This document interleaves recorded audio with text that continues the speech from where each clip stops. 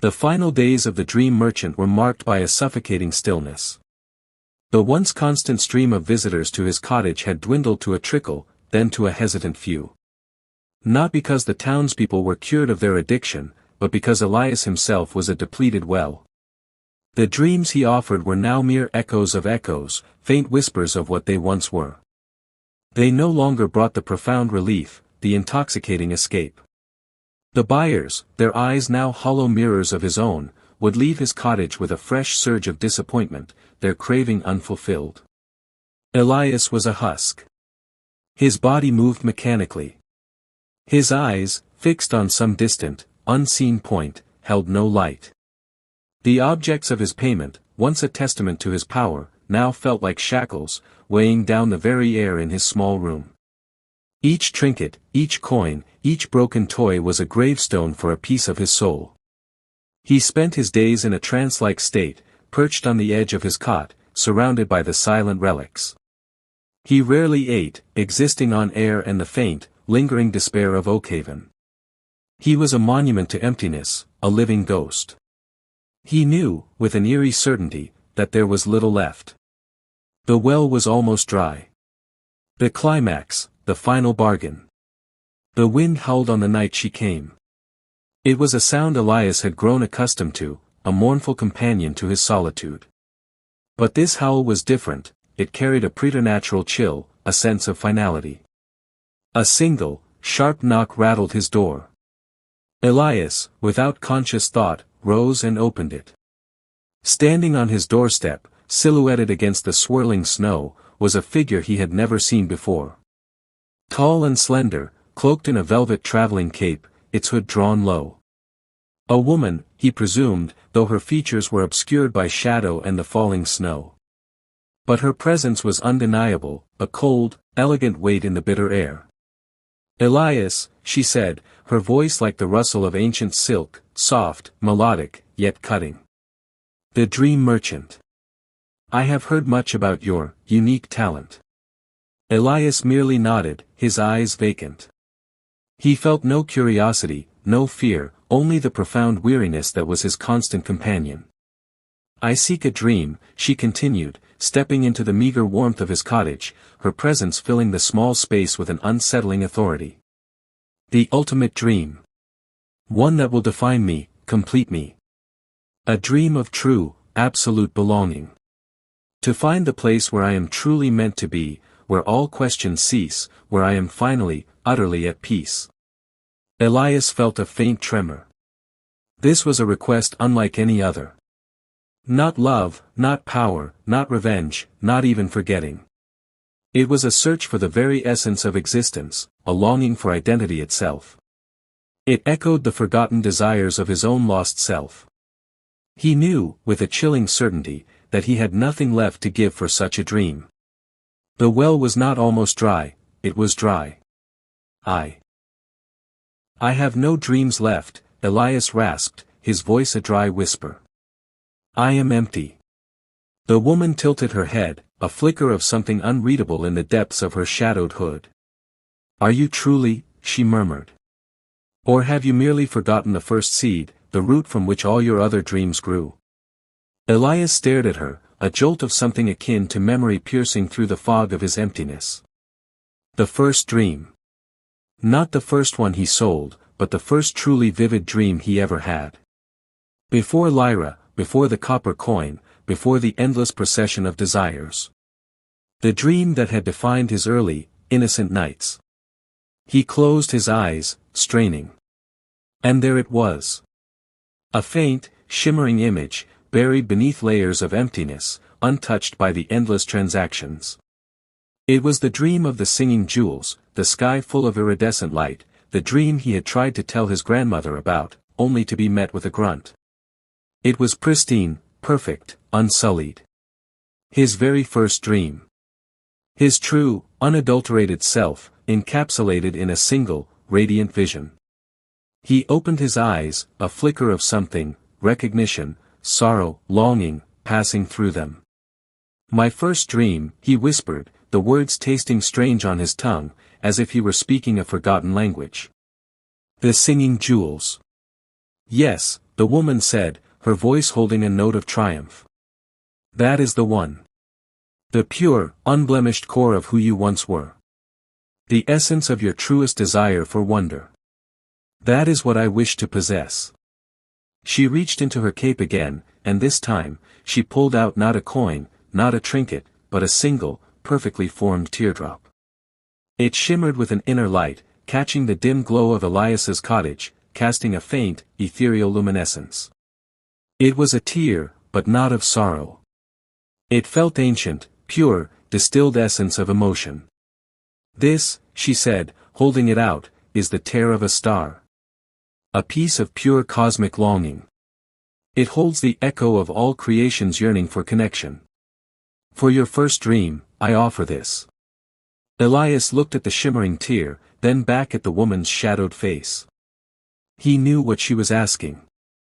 She wasn't just asking for a dream, she was asking for the very last piece of Elias. The original spark. The final ember. To give this away was to cease to be.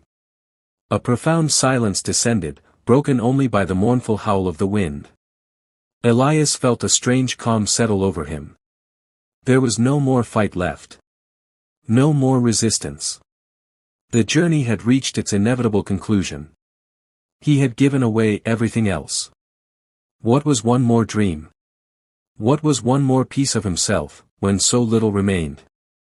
Perhaps, in giving it away, he would finally find the peace the woman sought, albeit in a different form.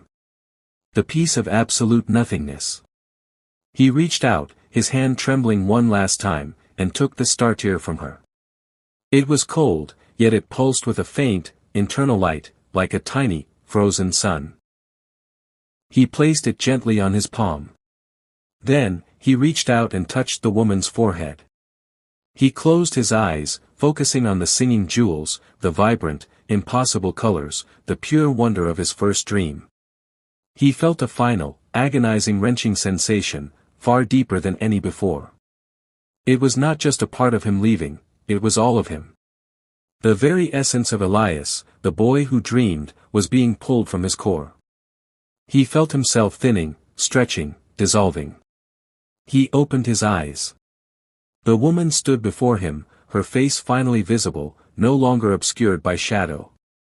She was beautiful, her features sharp and elegant, her eyes the color of a moonless night, now alight with an otherworldly glow. A faint smile touched her lips, a smile of profound, quiet satisfaction. She had what she wanted. She nodded, a silent acknowledgement, then turned and walked out into the swirling snow, her velvet cape disappearing into the white vortex, leaving no footprints. Elias stood there, his hand still outstretched, the star tear still resting on his palm. He felt nothing. No pain, no sorrow, no regret. Only a vast, unimaginable emptiness. He looked down at the star tear, still faintly shimmering. And then, with a soft, almost imperceptible sigh, Elias, the boy who sold his dreams, began to fade. Falling action, the echoes of silence. It was not a dramatic disappearance, no flash of light or thunderclap. It was a gradual, gentle unraveling. First, his edges softened, blurred, like an image dissolving in water. His form became translucent, shimmering faintly in the dim light of the cottage. The star tear, still in his palm, dropped to the floor with a soft, almost inaudible clink.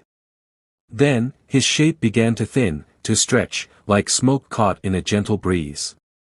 He didn't vanish entirely, not at once. Instead, he diffused, his essence spreading through the air, becoming one with the dust motes dancing in the faint light. His presence, once a hollow ache, became an absence, a void that vibrated with a profound, chilling silence. Within moments, where Elias had stood, there was nothing. Only the lingering scent of old wood and cold stone, and the profound, echoing silence. The star tear lay on the floor, its light now extinguished, a dull, grey pebble. The town of Oakhaven, oblivious to the profound event that had just transpired, continued its slow, grey existence. The wind still howled. The snow still fell. Word spread, eventually, that the dream merchant was no longer at his post. At first, the addicted buyers returned, knocking, then pounding, then finally breaking down his door. They found the cottage empty, save for the countless objects of his payment, gathering dust. The silver locket, the carved pipe, the broken doll, the tarnished copper coins, the silver dagger, the shattered mirror. A silent, damning testament to a life consumed. They searched for him, initially. They called his name, their voices desperate, their cravings gnawing at them. But there was no sign. No trace. Only the profound, unyielding silence where Elias had once been. Some, in their withdrawal, grew violent, turning on each other, blaming each other for the boy's disappearance, for the loss of their borrowed solace.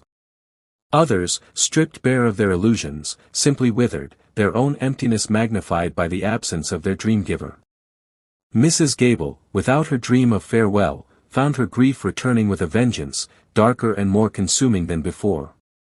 Old man Fitzwilliam's phantom wealth dissolved, leaving him with nothing but the stark reality of his squandered life. Silas, his dream of power now a cruel joke, found himself isolated, feared, but ultimately alone. The town of Oakhaven, for a brief, terrible period, was plunged into a collective nightmare. The dreams Elias had given, once a balm, now seemed to poison the very air, leaving behind a bitter residue. The inhabitants, stripped of their temporary escapes, were forced to confront their own unvarnished realities, their own profound, unaddressed emptiness. Years passed. The cottage of the dream merchant stood empty, its windows dark, its doors swinging mournfully on rusted hinges in the wind. Locals avoided it, whispering tales of the boy who vanished, of the dreams that went sour. The objects within, once imbued with the phantom energy of Elias's essence, slowly lost their power, becoming mere junk, decaying relics of a forgotten tragedy. Oakhaven never truly recovered. The brief, intoxicating taste of borrowed happiness had left a permanent scar. The town remained gray, but now it was a gray tinged with a deeper melancholy, a subtle madness born of unfulfilled desires and phantom memories. The people moved through their lives, forever searching for a spark that had been extinguished, for a dream that could never truly be their own. Occasionally, a child, bolder than the rest, would dare to venture near the dilapidated cottage. They would peer through the grimy windows, catching glimpses of the dusty, forgotten trinkets. And sometimes, just sometimes, in the deepest silence of the house, they would hear it, a faint, almost imperceptible whisper, like the rustle of leaves, or the distant sigh of the wind. A whisper that carried the ghost of a question, "What do you desire?" But there was no one left to answer. No boy to grant the wish. Only the silence. The profound, aching silence that Elias had become. He had given away his identity, his soul, his very existence, dream by dream, until there was nothing left but the space he once occupied. He had become the ultimate dream, the dream of absolute nothingness, of a void so complete that it was indistinguishable from silence itself. And so, the tale of Elias, the boy who sold his dreams, ends not with a bang, but with a breath exhaled into eternity, a story that lingers in the air of Oakhaven, a chilling reminder of the cost of giving away your soul, and the terrifying emptiness that awaits when you have nothing left to give, not even a whisper of a dream. The silence, profound and absolute, was his final legacy. And it echoed, and echoes still, in the haunted corners of the town, and in the hearts of those who dared to listen. The whispers in Oakhaven grew louder. Elias had given away nearly all his dreams, and the boy who once dreamed of oceans, wings, and fire was hollowed out. One evening, as the moon hung low and pale, a final visitor came. He was no villager, no stranger, but a figure clothed in shifting shadows, a mirror of all the faces Elias had once dreamed. His voice was gentle, yet carried weight like stone. "There is one dream left, Elias. The one you've hidden even from yourself."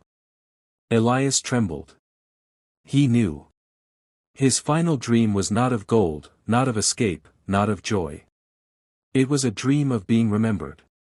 A dream of leaving a mark before vanishing. The figure asked, "Will you sell this too?"